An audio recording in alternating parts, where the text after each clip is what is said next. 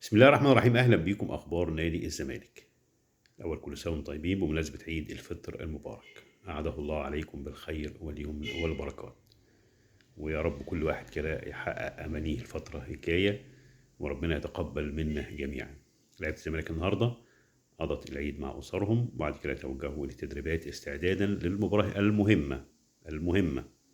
مش عايزين نقول مباراه عاديه ولا مباراه سهله، مفيش مباراه سهله ومباراه صعبه. المباراه المهمه امام اوتوهو الكونغولي اللي البعثه بتاعته وصلت امبارح، وهيتدربوا في استاد القاهره النهارده طبعا نظرا لمباراه الاهلي والترجي. استاد القاهره مش فاضي. والزمالك هيتدرب بردك النهارده. فمباراه مهمه، وجمهور الزمالك هيكون له دور كبير ودور عظيم ان شاء الله في هذه المباراه حتى يتخطى الزمالك هذه المهمه. التركيز مهم جدا جدا زي ما قلنا ان قدامك 5 مباريات دلوقتي ان شاء الله باذن الله توصل للنهائي وتفوز ببطولة الكونفدرالية وتحصل على مكافأة $4000 عشان تحل بيها مشاكلك اللي موجودة حاليا، خصوصا موضوع إيقاف القيد. في كلام كتير بقى الأيام دي على اللعيبة هتمشي واللعيبة هترحل واللعيبة هتتباع واللعيبة هتتسوق. يعني أعتقد يعني إن الجلسة الحاسمة لفترة التوقف الدولي هتحسم كل حاجة. هل معتمد جمال هو اللي هيحدد؟ هل مجلس إدارة بيفكر إن هو يبقى يجيب مدير فني أجنبي تاني؟ هل هيعمل عقد مع معتمد جمادي يتم تجديد ليه، يعني إن هو يكمل مع الزمالك الموسم الجاي؟ هنشوف الفترة دي. لكن طبعا في لعيبة بالتأكيد يعني هيتم بيعها أو يتم تسويقها.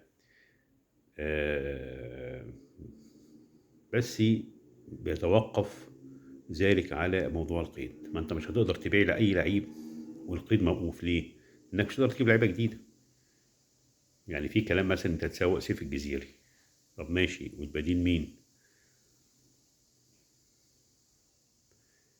في كلام مثلا انت هتسوق يعني ان احمد حمدي هيمشي.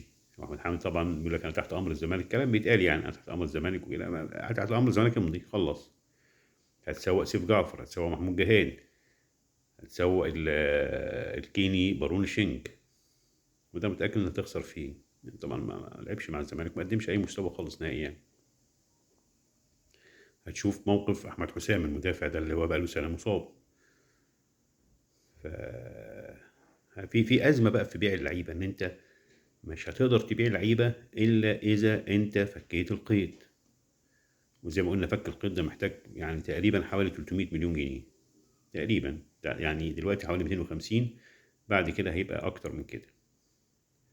فانت ما تفكرش في بيع اي لعيب او تسويق اي لعيب الا اذا انت فكيت القيد الاول. دي الاولويات. وبعدين موضوع بقى تعديل العقود. يعني مش عايزين نفتح فتحة. يعني عقد محمد شحاتة ممتد ل 2029. يعني ايه ان هو يطلب تعديل عقده دلوقتي؟ يعني لسه قدامه 3 سنين مع الزمالك. فانت لو فتحت السكة دي مش هتخلص منها. وليه محمد شحاتة بيصير أزمة أو مشكلة دلوقتي؟ يعني بالتأكيد في حاجة. بالتأكيد في حاجة. يعني بالتأكيد في قصة وفي رواية وفي حكاية وراها حاجة. يعني ايه ان هو يطلب في التوقيت دوا وتوقيت يعني الفرقة مشغولة بيه أو مشغولة بمباراة مهمة، إنه يطلب تعديل عقده في التوقيت الحالي يعني بالتأكيد في تحريض يعني. ما هتتفسر إزاي غير كده يعني هتتفسر إزاي غير كده؟ إن اللعيب يجي في توقيت زي ده ويقول لك إن أنا عايز أعدل عقدي.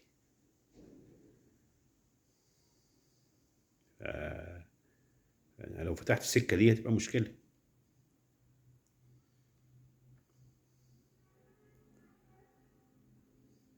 فلازم يبقى في قرارات حاسمة في مثل هذه الأمور. برضك موضوع محمد عواد تاني وتالت ورابع وخامس. يا جماعة، يا جماعة انتوا محتاجين محمد عواد الفترة الجاية. بلاش سياسة العناد دي بقى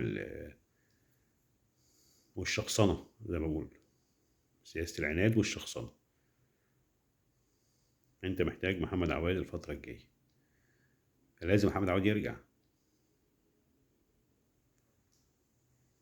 ولا انت تيجي ترجع يعني؟ قدامك فرصة بقى فترة توقف، الدوري تجهزه يخش تاني. يعني برضك عدم ضم محمد صبحي بالتأكيد هيأثر على نفس محمد صبحي، والمهدي سليمان أهو ما شاء الله يعني هينضم المنتخب كما قيل يعني.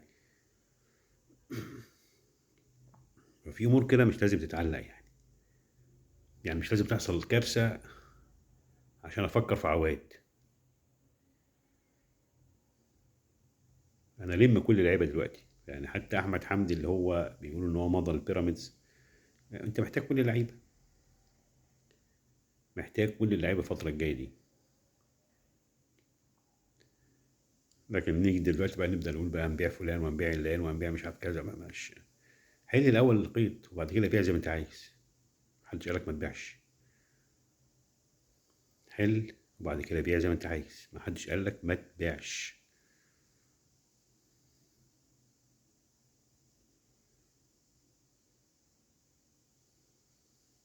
لكن أنت تيجي دلوقتي تقول هبيع، حرام طبعا، ما ينفعش، هتدمر.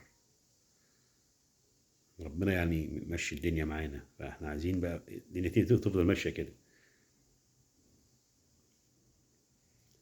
موضوع تاني عايز اتكلم فيه، يعني انا شايف الدنيا هايص على خالد غندور لابس فانلة الاهلي. يا جماعه دوره رمضانيه، ممكن يكونوا عاملين زي ما كان بيعملوا زمان كده، لعيبه الزمالك تلبس فانلة الاهلي ولعيبه الاهلي تلبس فانلة الزمالك، بتبقى مهرجانات يعني. مش يعني مش معنى خالد غندور هتيجي تشكك دلوقتي ان هو زملكاوي ولا اهلاوي.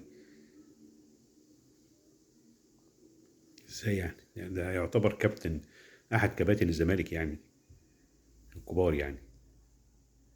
وطول عمر خالد يعني، ده طول عمر خالد بيحفل اكتر واحد بيحفل الاهلي، واكتر واحد بيتهاجم من جمهور الاهلي.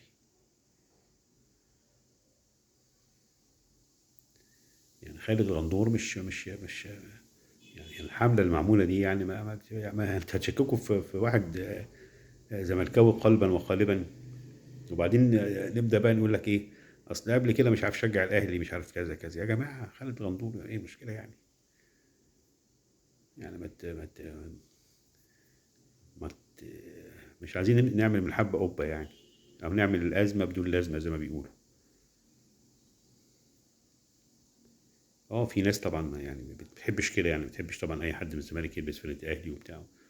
وانا عارف ان هم بيتضايقوا من خالد احيانا لما راح شجع النادي الاهلي في احد المباريات الافريقيه او كده يعني، او قال ان انا اشجع الاهلي عادي. ما هو يعني مش، لكن خالد انا اعرفه كويس يعني، خالد زملكاوي وعاشق الزمالك ومتعصب للزمالك كمان.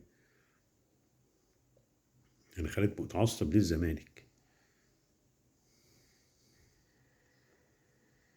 مش خالد تقولوا بقى ان هو اصل اهلاوي اصل لابس فرقه الاهلي. هي بتبقى مهرجانات، يعني مهرجان يعني دوره رمضانيه مش عارف ايه، ده مهرجانات.